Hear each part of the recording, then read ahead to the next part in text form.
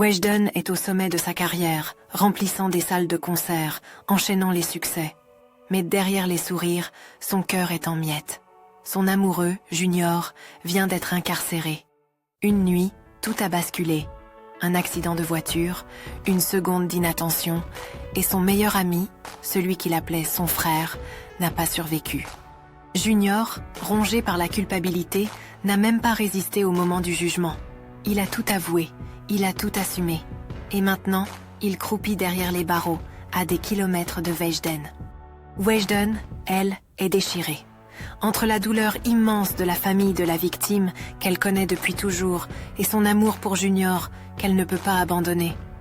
À chaque enterrement de souvenirs, à chaque regard accusateur, elle se sent coupable d'aimer encore. Et pourtant, elle continue. Chaque soir, elle monte sur scène, maquille sa peine, transforme ses larmes en chansons. Elle chante pour survivre, elle chante pour ne pas sombrer. Mais dans chaque refrain, il y a un bout de Junior, un morceau de cette vie brisée. Dans ses pensées, une promesse, attendre, comprendre, pardonner peut-être. Mais aussi l'espoir secret qu'un jour, tout cela ne sera plus qu'une cicatrice, pas une chaîne. Elle ne sait pas si leur amour pourra résister. Elle sait juste qu'elle doit tenir.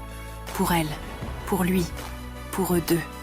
Malgré la douleur et le désespoir, elle garde en son cœur les souvenirs de leur amour, déterminée à ne pas laisser la tragédie détruire ce qu'ils ont construit ensemble.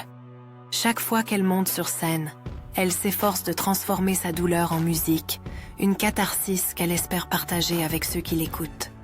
Dans cet espace de créativité, elle puise dans sa douleur pour écrire des paroles qui touchent le cœur, espérant qu'un jour, sa voix parviendra à Junior là où il se trouve.